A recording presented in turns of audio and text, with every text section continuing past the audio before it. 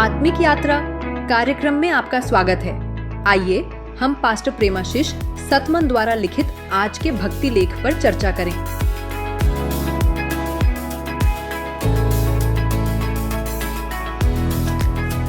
Praise the Lord. Praise the Lord. आज हम एक बहुत ही अहम विषय पर बात कर रहे हैं जो पास्टर प्रेमाशीष सतमन के विचारों से प्रेरित है। हाँ, बिल्कुल। सवाल ये है कि मसीह में जीना मतलब यीशु की राह पर चलने की असल कीमत क्या है और फिर उसके इनाम क्या है। ये सवाल सोचने पर मजबूर करता है, क्योंकि अक्सर एक धारणा होती है कि विश्वास का जीवन शायद आसान होना चाहिए, सारी मुश्किलें खत्म। हाँ, लगता तो यही है। पर जो स्रोत हम देख रहे हैं वो बताते हैं कि इसमें चुनौतियां हैं, बल्कि उत्पीड़न तक की बात है। सही, जैसे लूका 9:58 में जो यीशु ने कहा था। हाँ, वो लोमड़ियों के भट्ट और आकाश के पक्षियों के बसेरे होते हैं, पर मनुष्य के पुत्र को सिर धरने की भी जगह नहीं। ये तो सीधी बात है। बिल्कुल। तो क्या इसका मतलब ये है कि परमेश्वर के पीछे चलने के लिए दुनियावी आराम, सुरक्षा, ये सब छोड़ना पड़ता है? देखिए, पास्टर सतमन के लेखन के हिसाब से ये सिर्फ भौतिक आराम की बात नहीं है। कीमत का एक बड़ा हिस्सा है उत्पीड़न, सताओ। उत्पीड़न, लेकिन ये शब्द सुनते ही शायद मन में मारपीट या धमकी जैसी बातें आती हैं। हाँ, पर लेखक समझाते हैं कि ये जरूरी नहीं, उत्पीड़न सिर्फ वो नहीं है। अच्छा। ये बहुत सूक्ष्म भी हो सकता है, जैसे किसी के पीठ पीछे बातें करना, मजाक उड़ाना, सिर्फ इसलिए कि वो विश्वास करते हैं। हाँ, या समाज में एकदम अकेला महसूस करना अपने विश्वास की वजह से। बिल्कुल, और ये चीजें भी उतनी ही तकलीफ दे सकती हैं, है ना? यकीनन। और यहाँ एक बहुत दिलचस्प बात सामने आती है। पास्टर सतमन याद दिलाते हैं कि जब कोई हमें हमारे विश्वास के कारण अस्वीकार करता है या सताता है, तो असल में वो हमें नहीं, बल्कि हमारे अंदर जो मसीह हैं उन्हें अस्वीकार कर रहा होता है।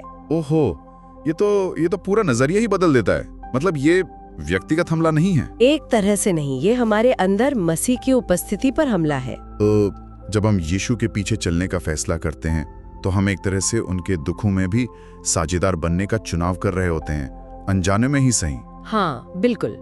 लेखक इसी तरफ इशारा करते हैं, पर कहानी यहीं खत्म नहीं होती। अच्छा। हाँ, क्योंकि जहाँ कीमत है वहाँ इनाम भी है, बहुत बड़ा इनाम। इनाम मतलब स्वर्ग में, बाद में? वो तो है ही, पर यहाँ भी पास्टर सतमन मत्ती 5:10-12 का जिक्र करते हैं। धन्य हो तुम जब मनुष्य मेरे कारण तुम्हारी निंदा करें और सताएं, और झूठ बोल बोलकर तुम्हारे विरोध में सब प्रकार की बुरी बातें कहें। हाँ, याद है? आगे क्या है? आनंदित और मगन होना। आनंदित, सताए जाने पर, निंदा होने पर? हाँ, क्योंकि तुम्हारे लिए स्वर्ग में बड़ा प्रतिफल है।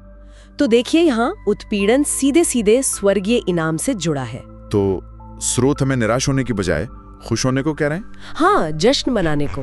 बिल्कुल, क्योंकि उनके अनुसार ये उत्पीड़न या निंदा ये इस बात का सबूत है कि मसीह का प्रकाश, उनकी सच्चाई, वो हमारे जरिए चमक रही है और दुनिया उसे देख रही है, भले ही पसंद ना करे। हाँ, तो हमें उस प्रकाश को बुझाने की बजाय और ज्यादा चमकने देना है। तो अगर मैं सही समझ रहा हूँ तो चेलापन यानी यीशु का शिष्य बनकर जीना, ये एक दोधारी तलवार जैसा है। हाँ, कह सकते हैं।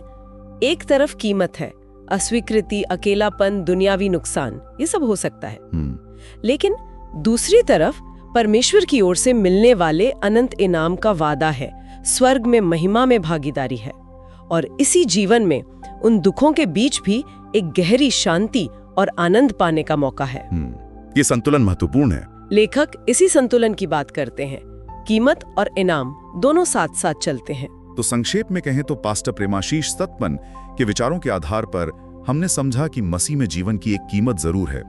इसमें आराम छोड़ना पड़ सकता है और तरह तरह के उत्पीड़न भी झेलने पड़ सकते हैं, चाहे वो छोटे हों या बड़े। हाँ, लेकिन साथ ही ये भी साफ है कि इन चुनौतियों के बदले में स्वर्ग में एक बहुत बड़ा प्रतिफल है, और सिर्फ भविष्य में नहीं बल्कि आज भी। दुख के बीच भी आनंदित होने का कारण है। दुख आखिरी बात नहीं है। वाकई ये बहुत गहरी और सोचने लायक बातें हैं। हाँ, और जाते जाते शायद एक विचार हम सबके मन में छोड़ जाएं। जरूर। अगर हम उत्पीड़न को, जैसा पास्टर सतमन के लेखन में सुझाया गया है, मसीह के दुखों में सहभागी होने का एक मौका समझें, चाहे वो रोजमर्रा की छोटी मोटी बातें ही क्यों ना हो, तो ये सोच हमारे रोज की चुनौतियों का सामना करने के तरीके को कैसे बदल सकती है। आमीन। आज आत्मिक यात्रा कार्यक्रम को सुनने के लिए धन्यवाद, जहां हम हर दिन परमेश्वर के वचन पर चर्चा करते हैं। अगर आज का कार्यक्रम आपके लिए आशीषकारी रहा हो तो इसे अपने परिवार और मित्रों के व्हाट्सएप ग्रुप में जरूर साझा करें। कल फिर मिलेंगे। धन्यवाद।